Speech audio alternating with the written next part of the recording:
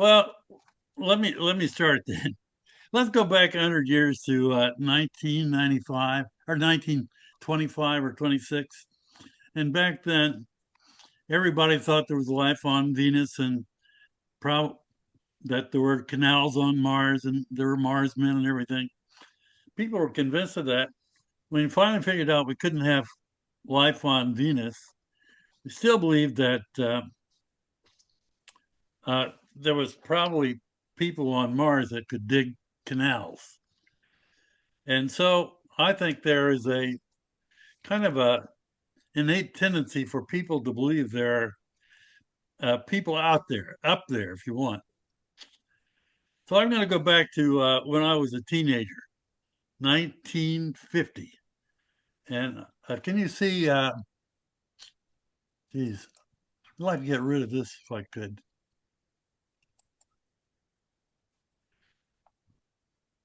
I guess I don't. And so here was a 1950 picture. Harry Truman was the president, and every night my family and I would listen to the nightly news. And almost every night they would talk about a new sighting of flying saucers. Everybody thought there were flying saucers. And most people thought those flying saucers were from outer space.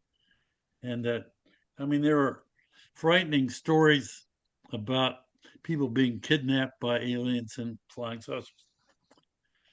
Well, that's the situation in 1950. And, even smart people believed it was true.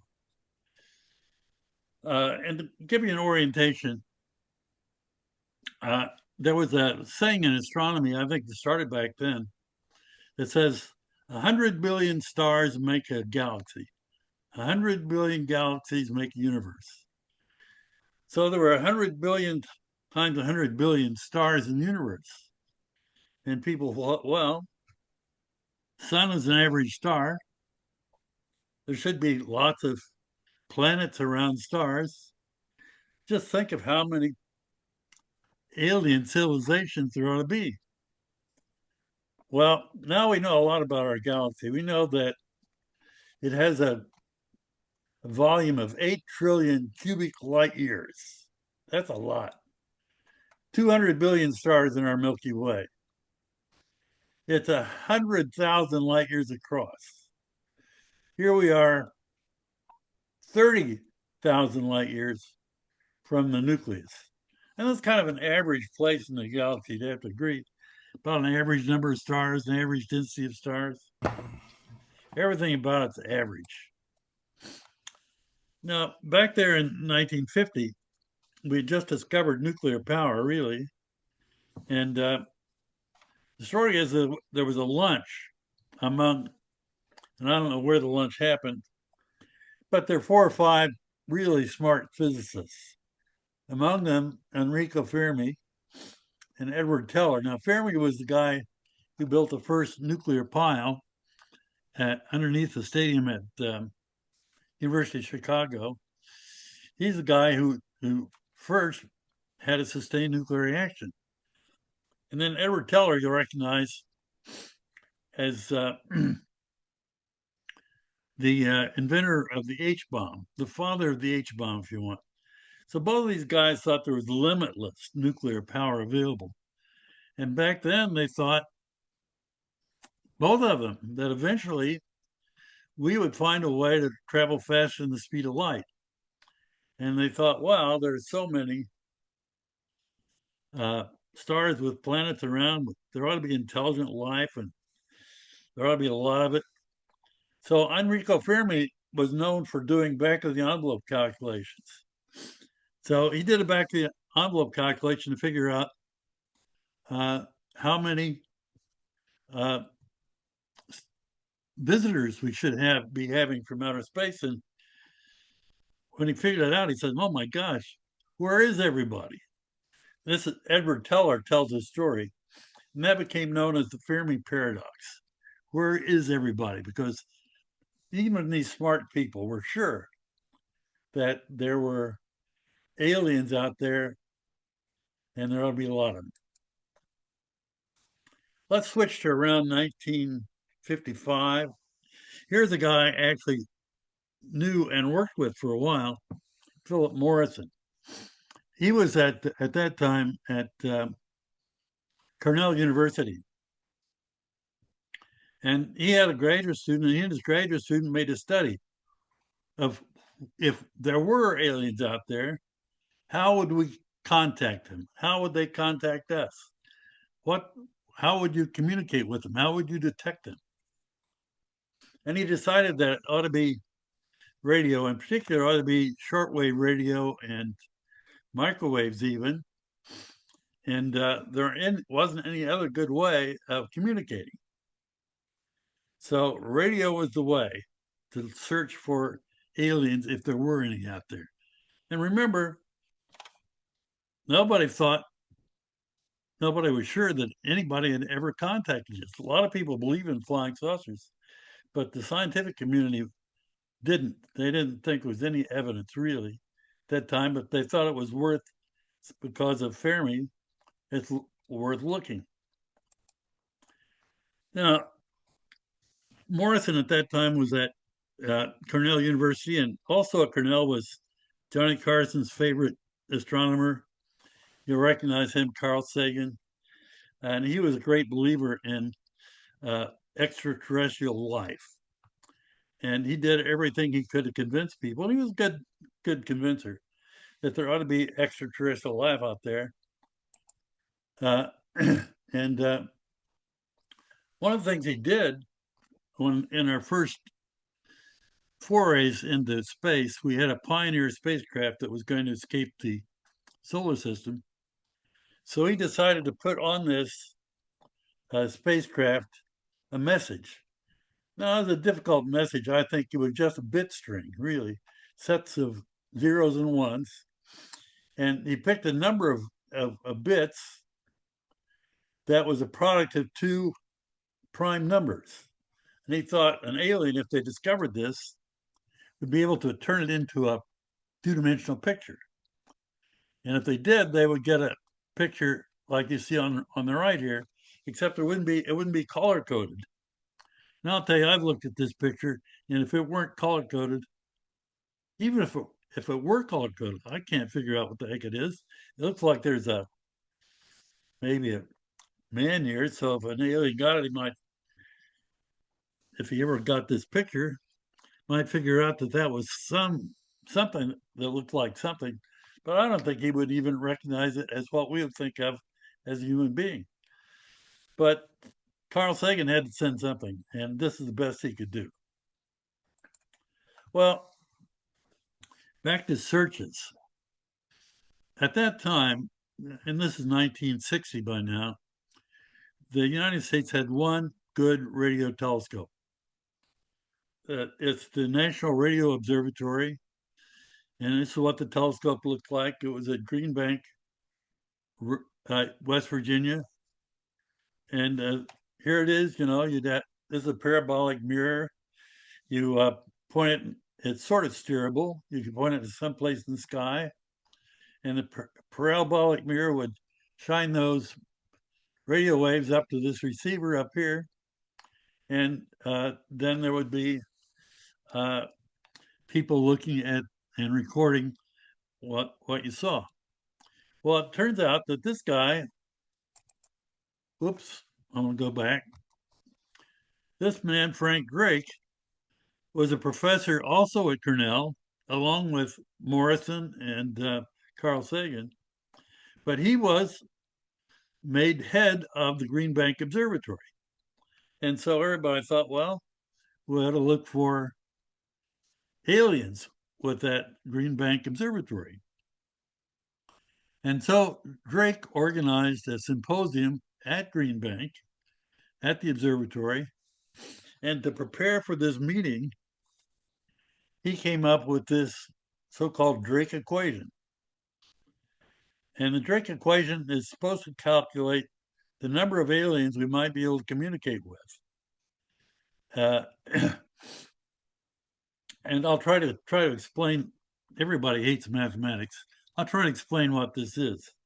Suppose we had a similar problem on Earth. We want to calculate, say, if you're a suppose you're a superintendent of schools and you're thinking of building a new high school 10 years from now.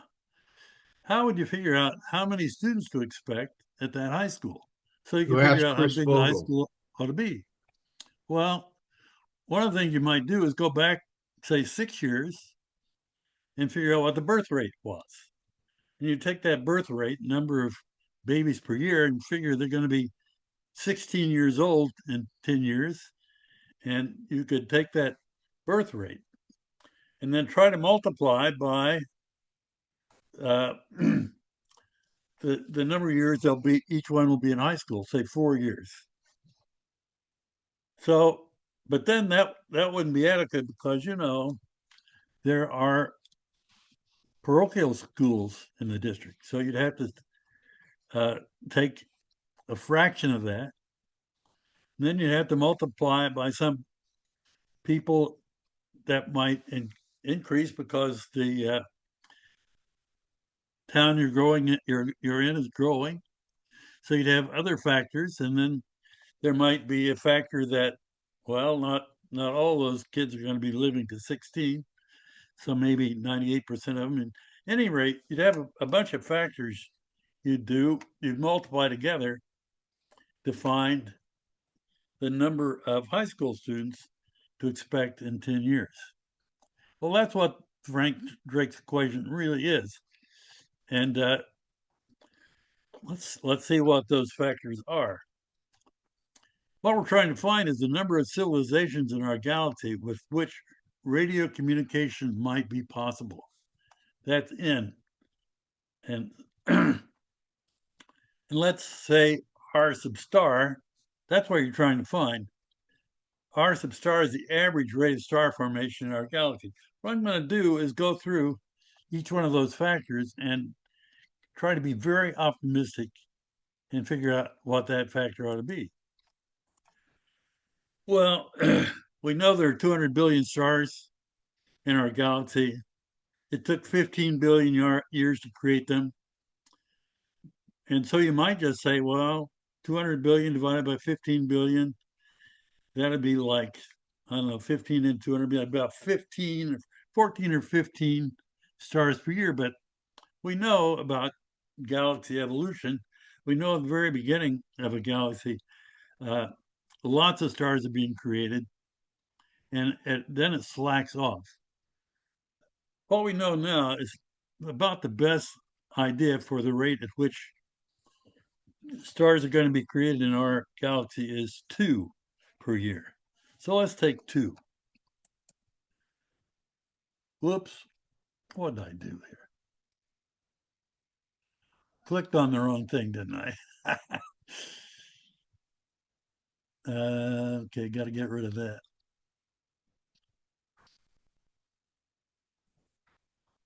Okay. Now let's take the fraction of those stars that have planets. That's what the F sub p stands for. Well, it turns out we know more now than we did in 1960 because there's been this Kepler telescope. Here's a picture of it. It was in orbit. Well, it still is in orbit, but it ran out of fuel after 5 years. And just last year it ran out of fuel, but it was designed to look for exoplanets, planets around other stars. So Kepler observed over 500,000 stars, and of those, they found almost 3,000 confirmed planets. So there's a lot of planets.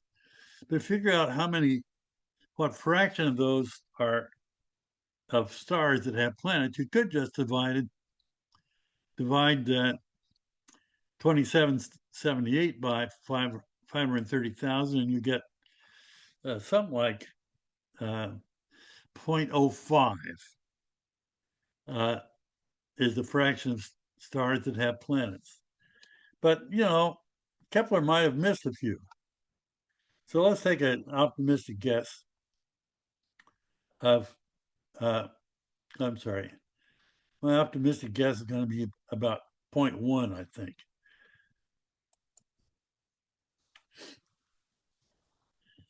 Now let's go to the next factor, the number of those planets that can support life. Well, most stars have a so-called Goldilocks zone. That's a distance basically from the star where a planet can have liquid water, basically. And if they get too close, the water is going to evaporate. If it gets too far away, it's going to freeze. So there's a Goldilocks zone where a planet can have the right temperature. And optimistically, 1 out of 10, that's a lot more than have been discovered. Only a few of the discovered exoplanets were actually in the Goldilocks zone. So, and only 1 or 2 have been discovered that seem to be in the right distance. So let's suppose 1 out of 10. That's optimistic. Now, how many of those planets could support life and actually do develop life at some point? Well, we have one example. That's the solar system. In the solar system, we have 2 planets that could support life, Earth and Mars, but only one of them does. We now pretty sure that there's certainly, if there was ever life on Mars, it's not there now. So let's take 0.5. Now we'd have the fraction of intelligent life. We multiply that number we have so far by the fraction of planets with life that actually go on to develop intelligent life. Well, lots of intelligent life is developed on Earth, but we're the only ones who actually developed a technical civilization. There are other intelligent species, octopuses, there are dolphins, there are dogs, I think are pretty smart, and dinosaurs might have developed life eventually had they not been killed off. But let's suppose they all would develop in technical civilizations. I think that's very optimistic. And now the fraction of civilizations that develop a technology that releases, say, radio waves into space. Well, let's suppose they all would, although it's not so clear that that's true. Uh, but we did it, so let's suppose they would all do it. I don't know how long they would do it, but let's guess. We've done it for about 100 years. We've had radio broadcasts for 100 years. There are fewer radio waves going into space than there used to be from Earth. Uh, but who knows what's going to happen in the future? Uh, more and more, we're relying on optical cables for communication. And we are sending radio waves accidentally into space for communicating with satellites, communicating with airplanes, for Starlink and that sort of thing. But I don't know that that's going to continue for another 100 years even, because the more we do, uh, the less we send radio waves into space. Frank Drake had the idea that people might be doing it deliberately, might be searching. And so one of the things he did is he, but let's say first, we're going to suppose 10,000 years. 10,000 years ago was the end of the Ice Age. But let's suppose we had a civilization that was technologically capable that would last for 10,000 years. I think that's pretty optimistic. But to put it all together, and if you multiply all those numbers, you get 670. That's 670 civilizations with technology that can send radio waves into space. And remember, that's in a volume of 200 trillion. I know it was 8 trillion cubic light years. 8 trillion cubic light years. So we have 670 cultures we might be able to communicate with radio spread over 8 trillion cubic light years. If you work it out, and it's not too hard to work out, if we're talking about the average distance between them, it'd be over 2,000 light years. Now, we're in an average place in the galaxy, so probably applies to us. 2,000 light years to the nearest culture we could communicate with. Now, I would say communication is almost impossible in that case, because think about it. Suppose you want to communicate with some alien culture that's 2,000 light years away. So you send them a greetings with a question, maybe. First of all, you have to know that they're there. 2,000 years later, they're going to get the signal, and it'll take 2,000 years for that signal to get back to you. 4,000 years later, you might get an answer. 4,000 years. Do you think anybody would remember the original communication sent out to space? Or if you want to apply it to flying saucers, we've been sending radio signals into space for 100 years. That means 1900 years from now, somebody might know we're here and try to communicate with us and send a signal to us saying, hey, we're out here too. Well, again, that's 4,000 years before a UFO from a civilization, a flying saucer, could reach us, even if it could travel at the speed of light. But we know nothing can go faster than the speed of light. So communication is virtually impossible. Nonetheless, Frank Drake, when he did that calculation, he was even more optimistic because he knew even less about how many planets there were and all that. They made all the optimistic, and he figured there were 2,000 alien civilizations that we might be able to communicate with within our galaxy. Now, if you take 2,000, that doesn't reduce the communication time much. There's still something over 7 or 800, I'm sorry, 7 or 8,000, well, 7 or 800. I've got to say this right. It doesn't reduce the distance that much to go from 670 to 2,000. But he assumed 2,000, and he was still willing to try. So one of the things he did, by this time, Frank Drake was director of this big radio telescope in Arecibo, Puerto Rico. And this telescope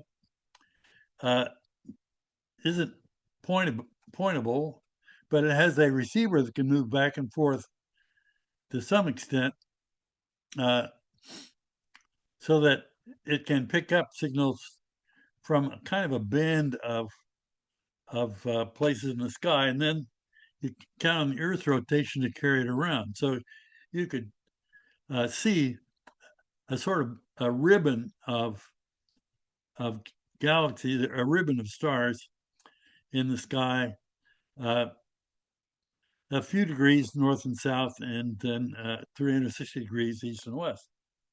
What he decided to do to think, well, suppose another civilization has a radio telescope just like this one, which is the biggest one at the time in the USA. So he sent a signal to the biggest collection of stars he could find, a globular cluster, a collection of stars that has maybe 100,000 stars in a fairly small volume, thinking that if one of those stars had a telescope like this one, they could send the signal back.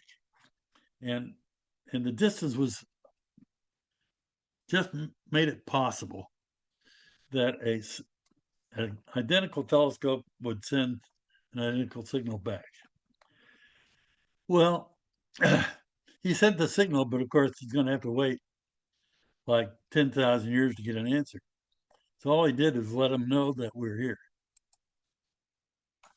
Here's another big radio telescope. This one was in Ohio. This was originally designed to be a survey instrument.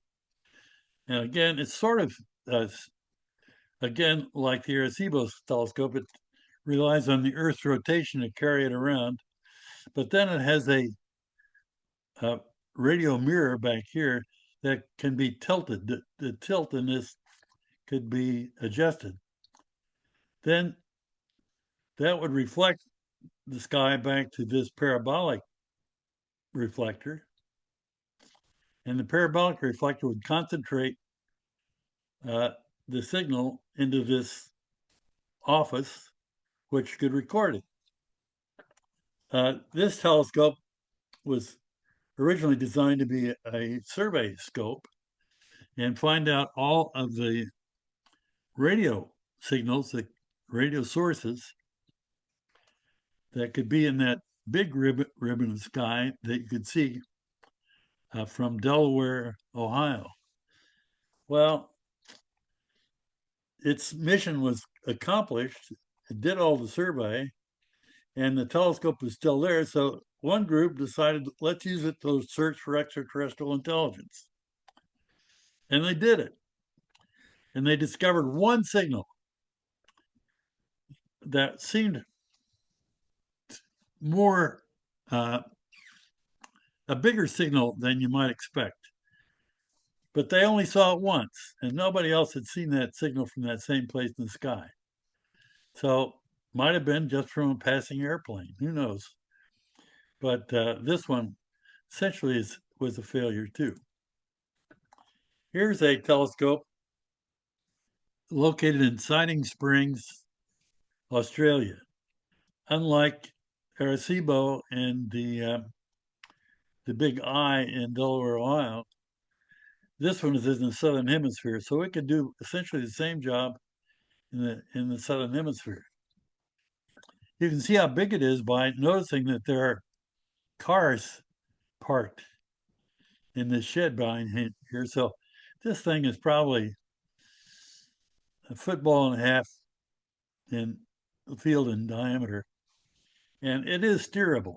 You can rotate it and point it to essentially almost any place in the sky as long as it's not too close to the horizon. So for 65 years, people have been using these telescopes to look for extraterrestrial signals. Most recently, we've had a lot of radio telescopes around the world, but funding is a problem. But it turns out a Russian billionaire has stepped up and started funding the search for extraterrestrial intelligence by buying time on these radio telescopes.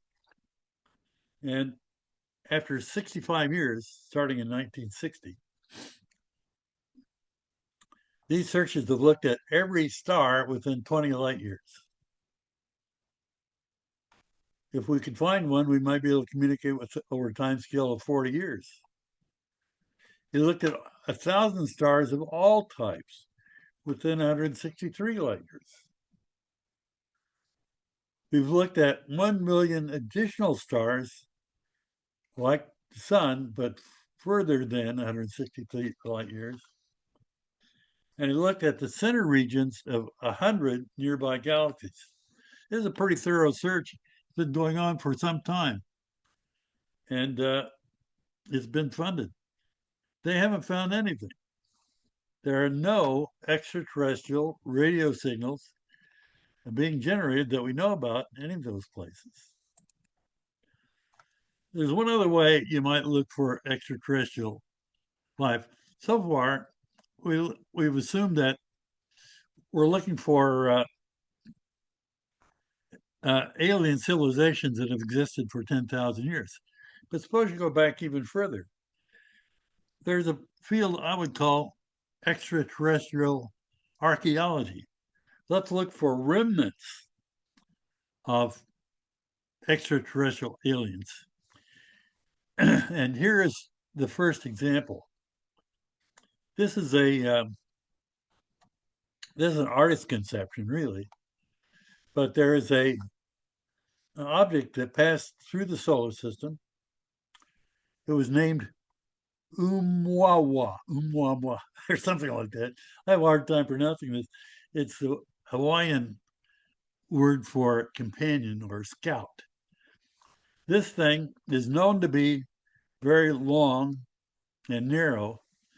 Doesn't look like any asteroid in the solar system.